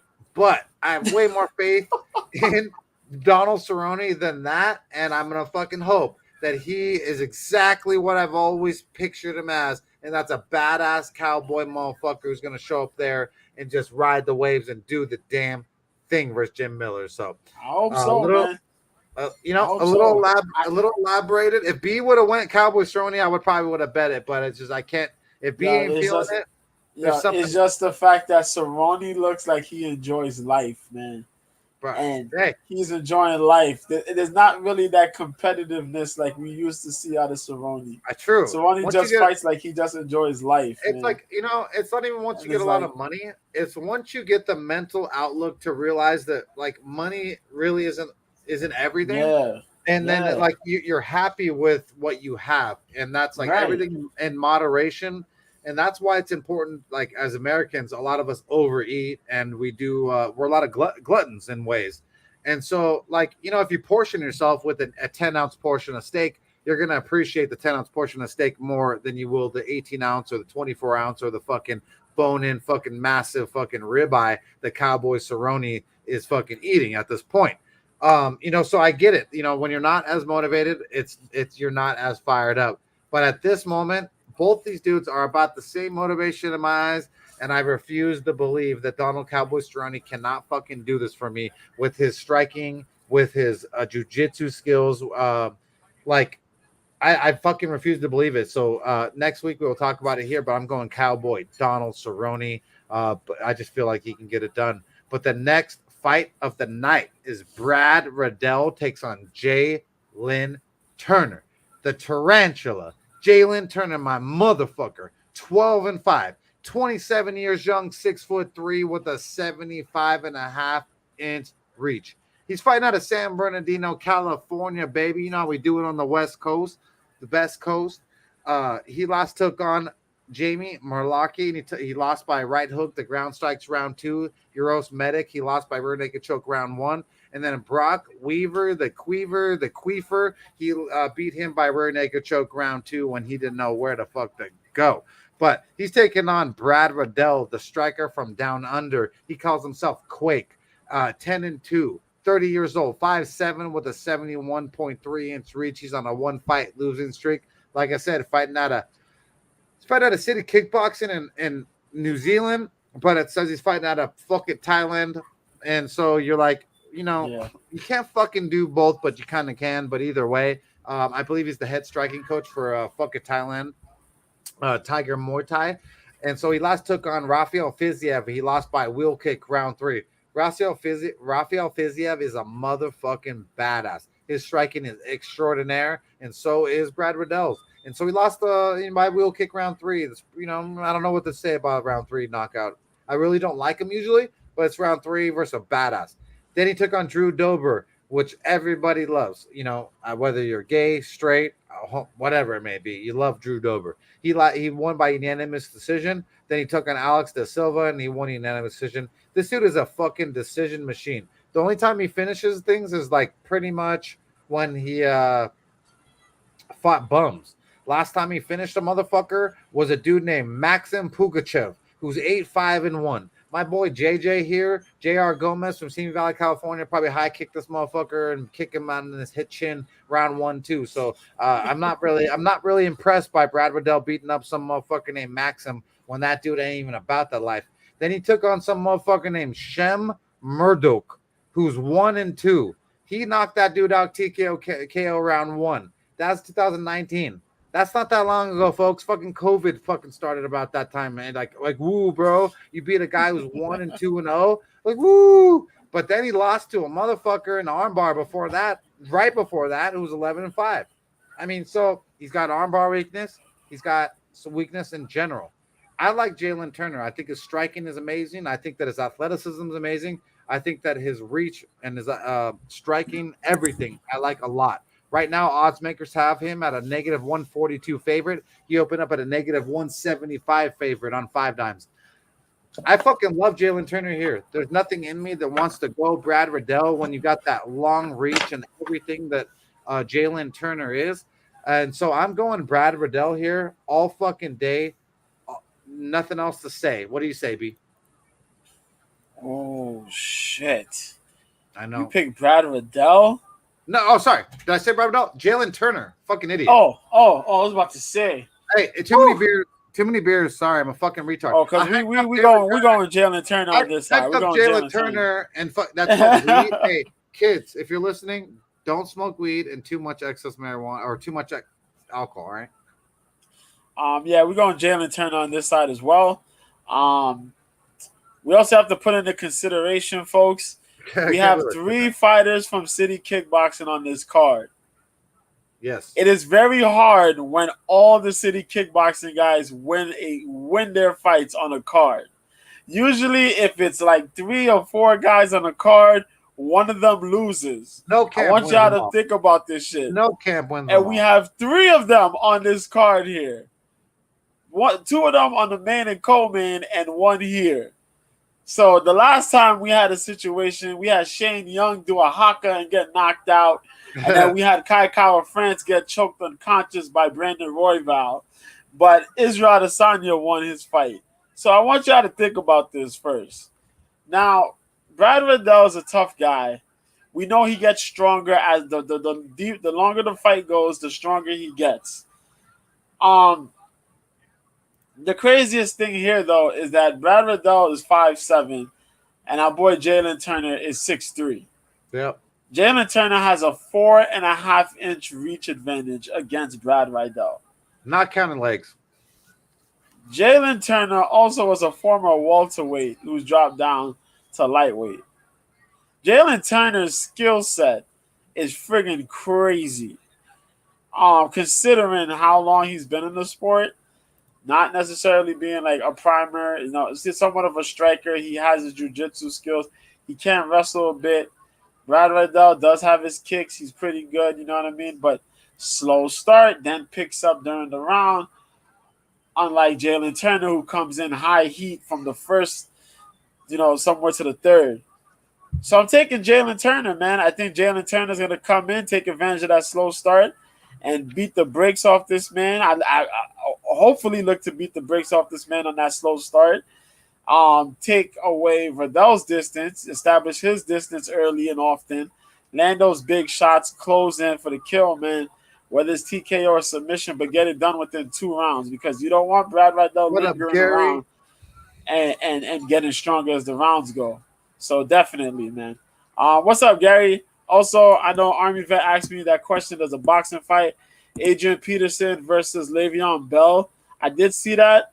I might go Adrian Peterson on that fight because Peterson is older, and I think Peterson was willing to throw hands on folks. So that's it, man. But yeah, I'm definitely taking Jalen Turner on that fight, though. Yep. Nice. So fucking funny. I'm so pissed at myself for spitting out Brad Riddell when I said that I was going to bet him. Like, I was hyping up Jalen Turner the whole fucking time, and all of a sudden fucking spit out Brad Riddell like a total fucking nincompoop. It's okay. But either way, the next fight of the night is Pedro Munoz takes on Shawn O'Malley on the main card. And B, you're a lucky motherfucker. You get to jump into it first since I took that last one. Let's go, man. The main card kicks off with this 135 bantamweight fight. The young Punisher Pedro Munoz versus Shawn O'Malley, man. We got Pedro Munoz. Actually, 2 of the guys who are in the 15 of the bantamweight division. The young Punisher Pedro Munoz is 19-7, 35 years old. Fucking love you, Gary. Word. 5'6" with the 65-inch reach, representing Sao Paulo, Brazil. Currently on a 2-fight losing streak, man. Trained out of Coconut Creek, Florida, which you know what that means. That's those ATT guys, man. Last 2 fights, though, he fought some legends, some OGs, and Dominic Cruz and Jose Aldo. He fought those guys back-to-back. Back-to-back. Dominic Cruz, he fought in December of last year. He lost by unanimous decision. Jose Aldo, he fought on August of last year. Lost by unanimous decision. Funny because he lost both those fights the same exact way. And we're going to explain it a little deeper. Hold up. He beat Jimmy Rivera by unanimous decision back in February. But he lost to Frankie Edgar and Aljamain Sterling.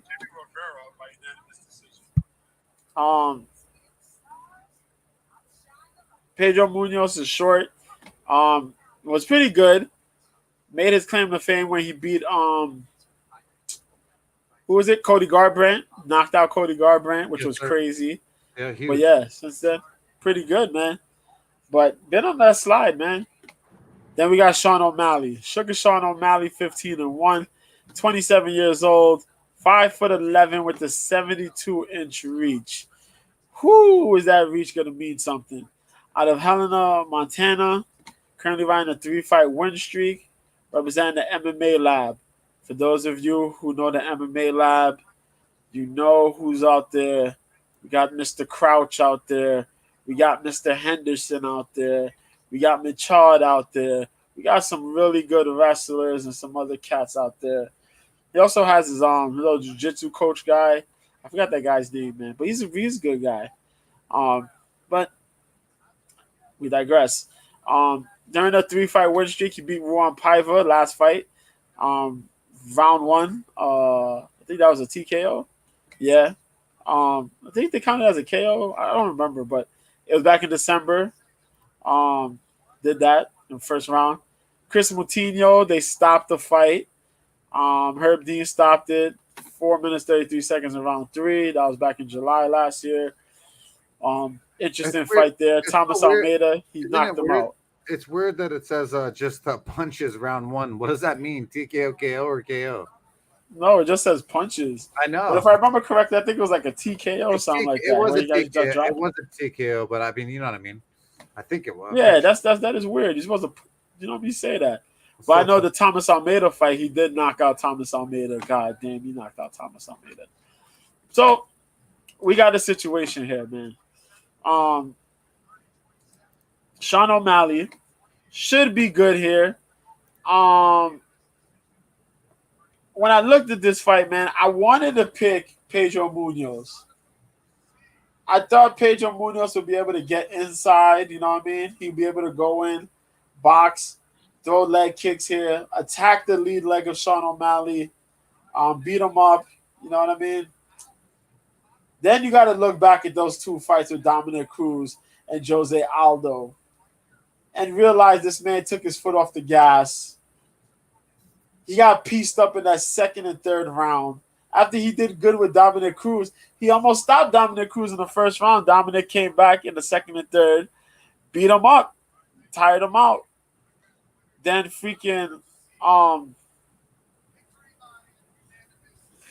then you had oh my God, Roy McDonald lost to Sadabusi. What the fuck is going on? Oh my God.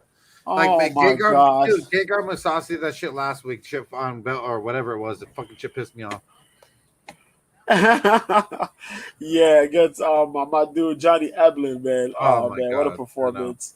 But yeah, man. Yeah, Pedro Munoz he's a fast guy. He has really good power. He has KO power. Good submission skills. He has those nasty low leg kicks. But I don't know. I don't know if it's his gas tank confidence or what. But, he fought Frankie Edgar where he should have won, but he took his foot off the gas. Jose Aldo kind of beat him up. Then he gassed out. Then he fought Dominic Cruz, and he rocked Cruz in the 1st round. Then all of a sudden, Cruz got on his feet. He got on his bicycle. He started riding around and piecing up Pedro, and Pedro didn't know what the hell to do, man. Sugar Sean O'Malley has a reach advantage, not just the footwork. He has a reach advantage. Pedro has to fight in to get inside, man. And that man, Shawn, is good with his movement. Really good with his movement. Sidestepping, you know what I mean? Backing up. And just keeping fighting the range game. Just fighting the range game. And then being really accurate with his shots. Pedro has to fight on high alert, man. If this dude loses this fight, I don't know how the hell he's gonna come back in this division, man. I'll be honest with you. This is like do or die for Pedro Munoz. Even though he fought Cruz and Aldo, I feel this is like a do or die type scenario for him. Because if he was to lose this fight, who the hell is he gonna fight to get back up the ladder? You know what I mean? So he has to go in there full effect, attack that lead leg, find your ways into these combinations, and try to get a little jiu-jitsu in, man. Challenge the young boys jiu-jitsu. If not, you're going to get pieced up by O'Malley and then knock the hell out, man. Yeah. I'm taking Sugar Sean, dog. That's it. Yeah, it's a tough one, man. The BJJ black belt, brown belt, and judo for Pedro Munoz. He's been in there with the best of them. You got a brown belt in Sugar Sean O'Malley and BJJ. It was really good on the ground, and then his striking is absolutely phenomenal. He moves very well. It's definitely tough to pick against Sugar Sean O'Malley. right now, Sugar Sean O'Malley wins inside distance is plus 135. And then Munoz wins inside distance is plus 465. V. Now, which one do you like? Say that again. We got Munoz inside distance is plus 465. And we got Sugar Sean O'Malley at a plus 165. Sorry, I messed up. Plus 135 for inside distance for O'Malley. Fuck. I know. That's a gamble. Because it is a close fight, though. It's a lot closer than what you would think, though. I know JR says it an under. My buddy says it's an under, but it is under, though. It is under. I don't see it going to decision. I see it plus, under. I get plus 165 for the under on 5 times. I think that might be correct because Sugar Sean O'Malley could wreck him to death, and then also Munoz could fucking sub him to death. Yeah, in my eyes. So that under 1.5 at plus 165 is the best bet of the night for Pedro Munoz versus Sugar Sean O'Malley. Okay, yeah, we'll take that. We'll take the under, though. Yes, yeah, take the under. Yeah, that's the better play. Yeah. Then we get both these motherfuckers all day. But the next fight of the night, B, is Robbie Ruthless Lawler takes on Brian Bam Bam Barbarina. Bam Bam is 17-8. He's 33 years old. He's 6'1" with a 72-inch reach. He's on a 2-fight win streak. Fighting out of Glendale, Arizona, out of the MMA lab, which me and Mr. B are fond of. He last took on Matt the Immortal Brown, and he won a split decision. Then he took on Darian Weeks, and he won a unanimous decision. And then he took on Jason Witt. He lost majority, and then a few other guys. He lost to Randy Brown, lost to Vicente Luque. Obviously, this is tough. He's a fighter. He's a scrapper. He's going to dominate, or he's going to give you a scrap when he's standing. He's definitely decent on the ground, but man, he's taking on Robbie Ruthless Lawler, who's 29, 15-0, 40 years old, 5'11" with a 74-inch reach. Coming off a 1-fight win streak, though he dominated Nick Diaz in round 3. Then he lost to Neil Magny, Colby Covington, and Ben Askren. I mean, a lot of those guys are real tough motherfuckers, and it's very hard for me to think that Brian Barbarina is tougher than Robbie Ruthless Lawler. Definitely washed up over the hill. There's not a lot of energy left in Ruthless Robbie Lawler, but I want to pick Lawler, but like what the fuck do these guys even care about fighting anymore between Lawler and Cerrone and them? So it's very hard for me. So right now, like I said, the odds makers have Oddsmakers have it at a negative 110 for for Robbie Lawler, plus 100 for Brian Barbarina. I got to go dogger pass there versus Brian Barbarina, even though I want to pick Ruthless Robbie Lawler. I feel like he is the better side, but I just can't. He opened up at a plus 130 underdog. Now he's down to a negative 110. You've lost all the value if you were to pick Robbie Ruthless Lawler, so I'm going underdog, Brian Barbarina, plus 100. No bet, but just going Brian Barbarina because of the dogger pass. What do you say, B? This is a good fight on paper. What kind of Lawler? I'd be shocked if Brian Barbarina does not wrestle Robbie Lawler. I'd really be shocked if he doesn't wrestle Robbie Lawler. He'd be stupid. He'd be stupid to go in there guns blazing and throwing hands with Robbie Lawler. I'm telling you that's right now. He's going to have to wrestle Robbie Lawler. That's the one thing. If he goes in there thinking he's going to sharpshoot and throw hands with Robbie Lawler in the first round, Robbie's going to knock this man the hell out. They put this fight on paper. They put this fight together for that reason, because they're expecting both these guys to go out there and brawl like crazy. But Brian Barbarina know he got to fight, and to stay in the UFC, to keep doing what he's doing, he's going to have to fight a lot smarter. So my brain will say Brian Barbarina. My heart says Robbie Lawler. I'm going to leave it at that, because Robbie could still throw hands, man. If you put Robbie in a situation where he don't got to worry about no takedown and you just got to throw, and he could see the takedown coming and he just got to throw, that's it. It's going to be evil intentions, man. Yeah, But if he's gonna be worried about a takedown, then it's like, oh shit, what am I doing this for? I So agree. hopefully we get to see a little bit of that. I think Robbie probably gonna need, if he can get 2 to 3 minutes of stand up time, Barbarina's done, man. Yeah, I agree. I love Robbie, Yeah, Ruthless Robbie Lawler there. I just think the vet. You know how I love the veteran versus the newer guy. And even though Brian's not that new to the UFC, he's definitely newer than Robbie Ruthless yeah. Lawler. So I gotta go Robbie Lawler. Or no, I'm going Brian You going Barberina because of Brian Dogger Barbarina? Pass. Yeah, But I yeah. love Dogger Robbie Pass. Lawler, and I want to pick him and want to do it, but he doesn't give a fuck. I don't know. So Yeah. the But next I fight will at go night. under. I think I will go under the 3 rounds. So I'm going under Okay, the 3 rounds. that's a good choice. Yeah. The next fight of the night is an absolute phenomenal bout. Shawn motherfucking Strickland is taking on Alex Pereira. I'm gonna let you jump into it first, B. Cool, man. I don't know if you guys got to see the press conference, Oh the yeah, pre-press conference. it This was shit was fire. hilarious. Shawn Strickland is a weirdo, absolutely a total weirdo. JR agrees with you. JR Gomez, my buddy, best friend, agrees with you. Mr. B, I'm going under there too for the last fight. Yeah, yeah. So we got Strickland and Peja, man. Middleweight division. Next person will probably be in the line for a title shot. So we got Tarzan. I don't even know Shawn Strickland's nickname was Tarzan, but let's just say I Shawn know. Strickland because It's he so never goes by stupid. Tarzan. I know. I'm not doing that. 20, 25-3, man. 31 years old, 6'1" with the 76-inch reach.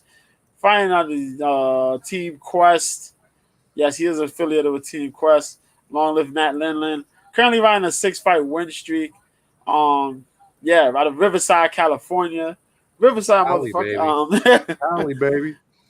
Word. But Team Quest, for those of you who don't know, Randy Couture and Dan Henderson they were elite. That was elite. The elite Team Quest crew was Randy Couture, Matt Lindland, and the homeboy Dan Henderson, but Randy left due to technical difficulties. Yeah. But outside of that, let's go back to the info. He fought Jack Hermanson last fight. Was a split decision. Kind of iffy. That was the fight. That was the fight where everybody kind of dogged him. He said he called me Tarzan all the time. Yeah, Jack Hermanson, that fight was the fight where we clowned Shawn Strickland because Shawn Strickland was like, I was being a pussy. I didn't finish him. When you could have finished him, you damn goof. And you didn't.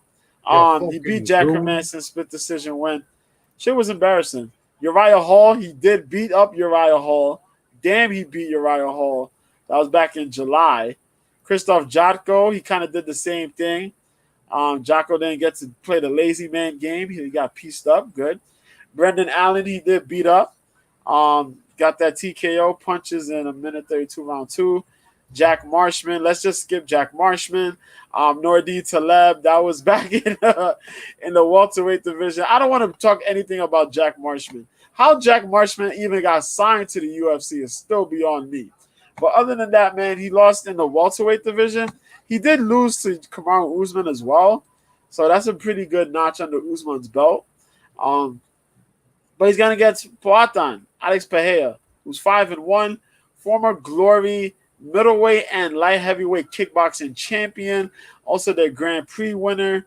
The man is a monster, 34 years old, 6'4" with an 80-inch reach. Out of Sao Bernardo de Campo, Sao Paulo, Brazil, currently riding a 5-fight win streak, affiliated with Cruz MMA, also training hand-in-hand with Glover Teixeira and those folks in Boston. His 2 debut. His debut fight and his follow-up fight. His follow-up fight was against Bruno Silva. He won by unanimous decision back in March of this year. Andres Michailidis, he fought in November of last year. Rough first round, but knocked out Michailidis with a flying knee in the second round. Other than that, a whole list of the kickboxing fights for the list of who's who in glory. The loss was against Marcelo Cruz. That was his debut. No, was it his debut MMA fight? Yeah, it was his debut MMA fight. Yeah. No. It was Cormel Otoni. There you go. Yeah. And then he beat Marcelo Cruz. There you go. Yeah. And then he fought Adesanya twice, one by decision. He beat him, and the other one he knocked him out. He fought Simon Marcus, Jason Wilness. There's a list of motherfuckers that he fought and beat in kickboxing. But that left hook, yes, Gary, that left hook may be the scariest thing that man throws outside of his head kick. And the That knee. left hook puts people in yes, and the flying knee, critical condition. If it's that check hook, that check left, oh my god, Yeah, yo, Gary boxing MMA. Good point, bro. That left hook just like is yeah, lethal, just like B said. yeah, that was an LFA. That was his last LFA fight. He knocked that dude out.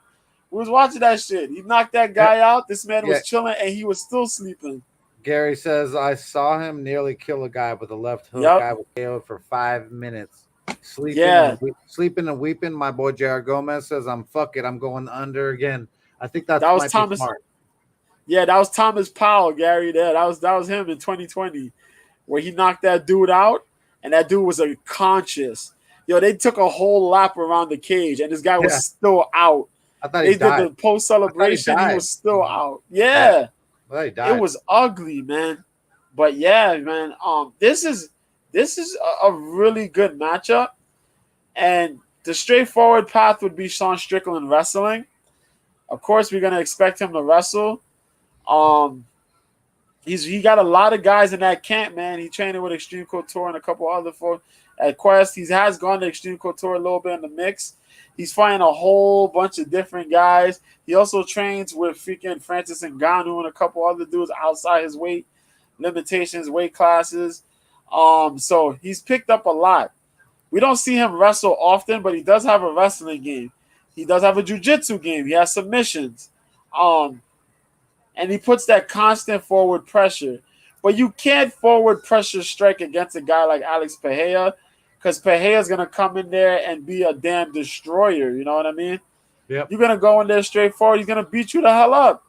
Head kicks, punches, all types of shit. You can't do that. So you got to mix up the wrestling. In one sec, I look at this and be like, yeah, it should be his lineup. He should take that shit easy. For sure, Gary. But I feel uneasy about it. I feel like they're going to have Peja prepared, and Peja may knock this man's head clean off. That's what makes me worried. And with that said, I'm gonna take Alex, man. I'm gonna take Alex. I'm gonna ride with Alex because it's a very shaky situation. That's my motherfucker. Strickland is a dick. So I'm thinking that he may do something he's a white to leave trash that opening. He's a white trash homophobe, so we got to bet against him. But no, great fighter and a lot of fun. But I agree 100%, dude. Alex Perez, the absolute domination. He devastates when it's striking. He means absolute business. I love me some Shawn Strickland, but he's not the brightest star when it comes to this solar system. I feel like he's going to try to be too macho. He's going to try to stand flat-footed.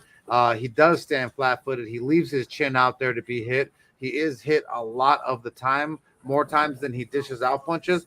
And if he does choose to stand there and bang with a guy like Alex Pereira, he's going to be absolutely knocked the fuck out. Right now, the odds makers have Pereira to win inside the distance at a plus 175.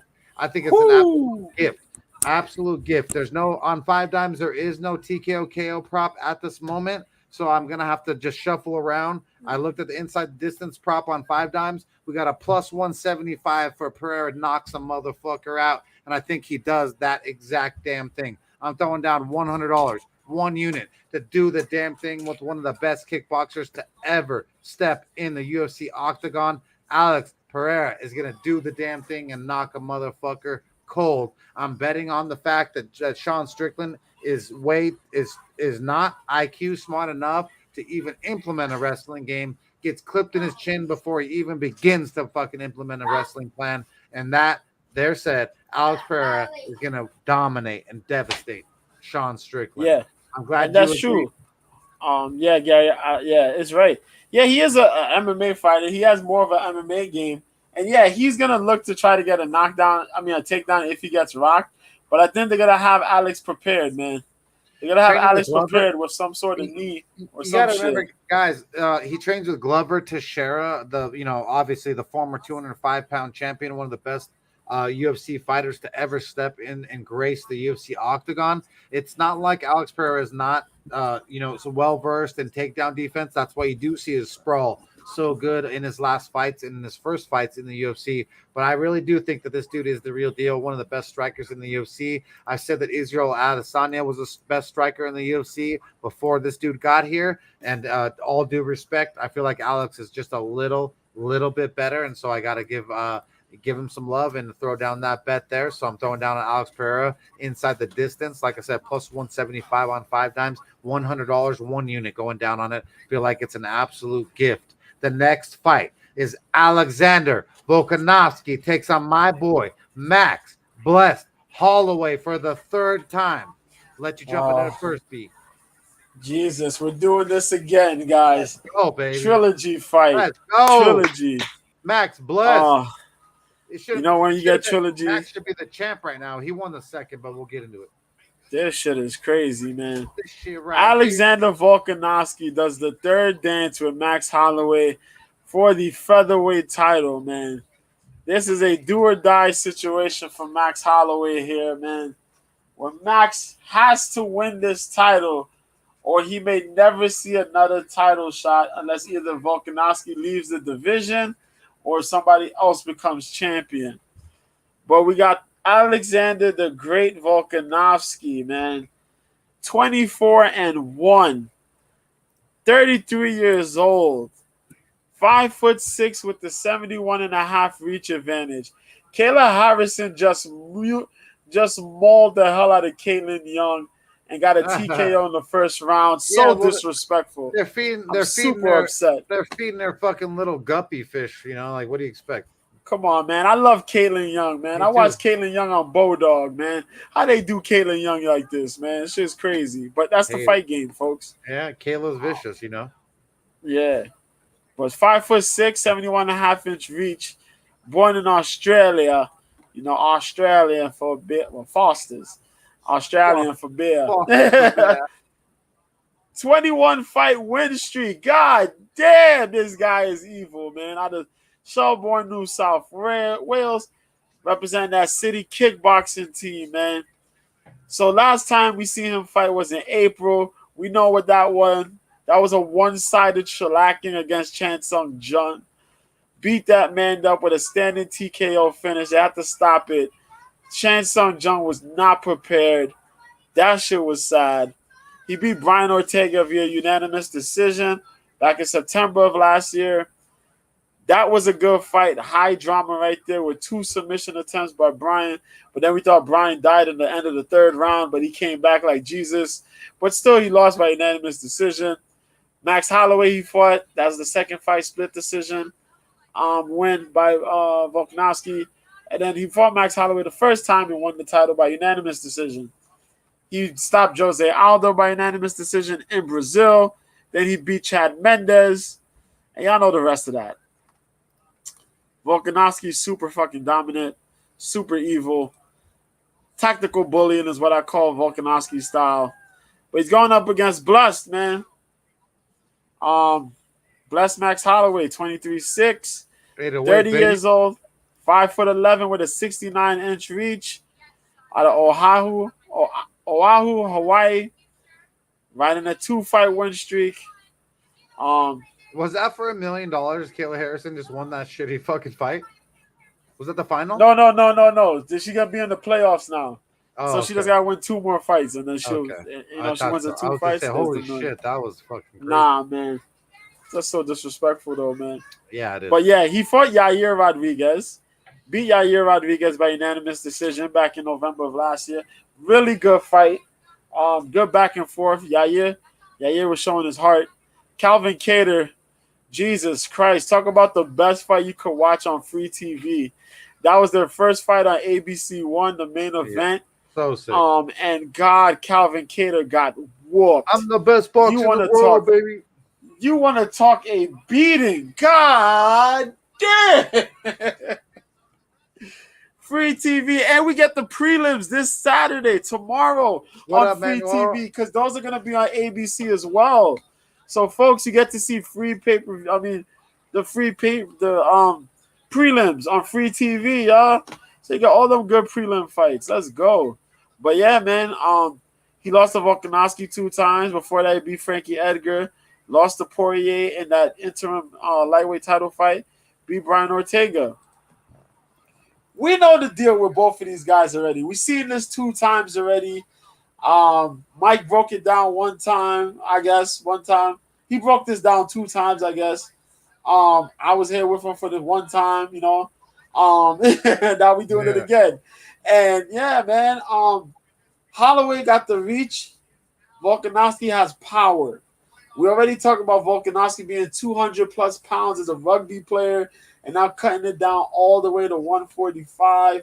When it comes to fight night, he's probably like 160 some shit probably. But just a monster of a guy for being short though. Tankish power, man. I call it tactical bullying because he's smaller, but he has that power to push you against the cage, take you down if he needs to. Those powerful shots, really accurate. He's improved a lot with his kickboxing. So he throws those nice little jabs. Those are straight hand punches. Those heavy leg kicks when he needs to. Then you got Max Holloway. And Max Holloway's out here. Casey and JoJo. Oh, my God. I'm done with this guy. What's going on, Manuel? This guy is a trip. But yeah. Emmanuel. Thank you, bro. Facts, man. But yeah, man, freaking Holloway got the reach. He's out here doing Goku Ultra Instinct. We seen him in that second fight, how he rocked. I think he's one of the few guys to have dropped Volkanovski twice in a fight. High level output, doesn't really gas often. No, he doesn't really gas. Keeps that good steady rhythm, that good high level output. He kind of went from that wide stance to being a little bit more bouncy on the feet. Moving really well. I'm going to be 100 with a lot of y'all. Max has to KO or submit Alexander Volkanovski to win this third fight. I don't see Max winning the decision. If Max wins the decision, he has to fight a damn near flawless game against Volkanovski, and that's very hard to do against a guy like Alexander. Alexander takes a lot of punishment. His chin is damn solid as hell. And he knows how to adjust on the fly in fights. So, friggin', I want to say the best is blessed, man. I want to get back on the Blessed Express. You know what I mean? Got it. But shit is hard to when you got this mountainous tank man by the name of Alexander Volkanovski here on a 21-plus fight win streak, dude. I know. What do you do here, man? Shit. It hurts me, man. But I'm going to believe. I'm going to believe in Max Holloway. Well, I bet Max. I don't know. But I'm going to believe in Max Holloway this time. I think Max may do it. I think Max may look to overwhelm Volkanovski, avoid those heavy leg kicks. He has to be on the move all the damn time and close in for the finish. No breathing room for Volk.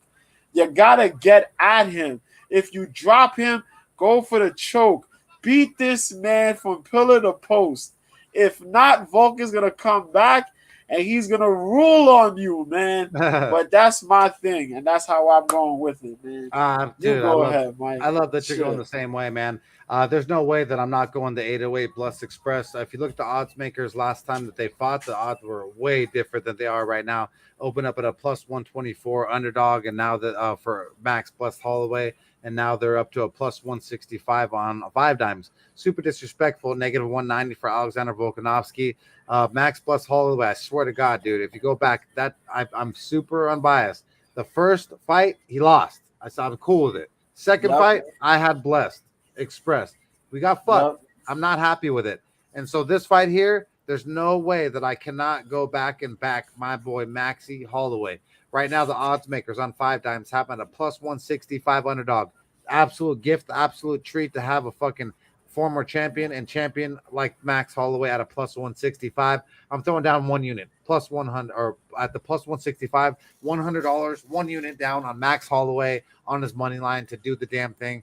I just feel like it's disrespectful to not do it, and the fact that the line is just so much different than it was last time, and the fight was so close last time, but is what it is. The main event of the evening is Israel Stylebender Adesanya taking on Jared Cannonier. I'm gonna let you jump into the first beat. Fucking hell, man. But yeah, Gary, I agree, man. Max Holloway's long range uppercut is going to be a key pivotal moment in this fight, man. He's got to make his range, and not Volkanovski's range. But as I said, it's tough when that guy Volk, man. Volk fights a big man style for a guy who's 5'6". That shit is different, man. It is so different. But let's go, man. Main event time, middleweight championship, undisputed middleweight title. Jared Cannonier versus Israel Adesanya. Israel Adesanya, 22-1. Represent City Kickboxing, the last style bender, man. 32 years old, 6'4" with an 80-inch reach. I am terrified of all these mofos with 80-inch reaches. If you're a middleweight with an 80-inch reach, that shit is scary, bro. Yeah. You at light heavyweight reaches. That's fucking ridiculous. But let's go, man. Born in Lagos, Nigeria. Head coach Eugene Berman out of that City Kickboxing. Currently riding a 2-fight win streak. Only because he tried to challenge Jan Blachowicz. No disrespect. Yeah, that doesn't count. I mean? He tried to move up the ladder. Doesn't count. You know what I mean?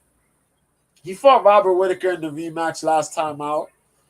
Back in February. Won by unanimous decision. Really good fight. It was a switch over from their first fight. A lot more technical, and but he won. Marvin Vettori, that was a very eventful fight too. Vettori was a little bit bonkers there. He lost. You got to stop though. Yeah. Jan Blachowicz, he lost that fight. Jan came in with a more well-rounded game. Fair to him, He beat Paulo Costa. Total embarrassment on Paulo Costa's behalf. Paulo want to blame wine and all types of other stuff. He fought my guy Yoel. Thank you, Gary. Yoel had a good strategy, but he didn't have a good follow-up plan. So he lost. You know what I mean? Israel managed to adjust, use the leg kicks, won. Robert Whittaker, that's how he won the title when he beat that man up. Poor Robert Whittaker was out of his comfort zone, man, and then knocked him out with that counter left hook. Jesus Christ. And Kelvin Gastelum, I don't know where my dude Devin is, but Devin will give me shit about this fight because I picked Kelvin to win, and Kelvin came close in the fourth, but lost it at the end. You know what I mean? But other than that, damn near flawless run that this man Israel Adesanya has been on. He's going up against a monster though in Jared Cannonier, 15-5, the killer gorilla. 38 years old, 5'11" with a 77.5-inch reach. Currently riding a 2-fight win streak out of the MMA lab. Fighting out of Alaska. Yes, this man lives in Alaska. That shit has totally had me confused from the first time I seen this guy fight to now. I know, right? But yeah, it's crazy. It's crazy. But you know what I mean? It is what it is. You learn a lot from out there. Yeah. So his last fight, back in February, he beat Derek Brunson.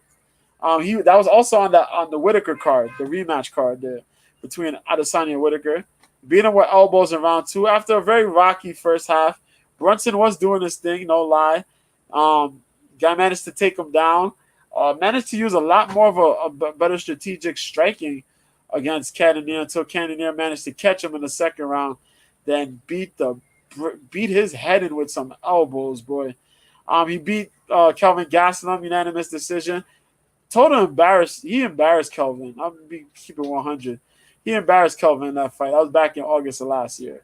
He lost to Robert Whittaker. Whittaker kind of embarrassed him in that fight until the third round. Gary, don't you fucking waste my money, but take your girl out to dinner, fucker. Then Jack Hermanson.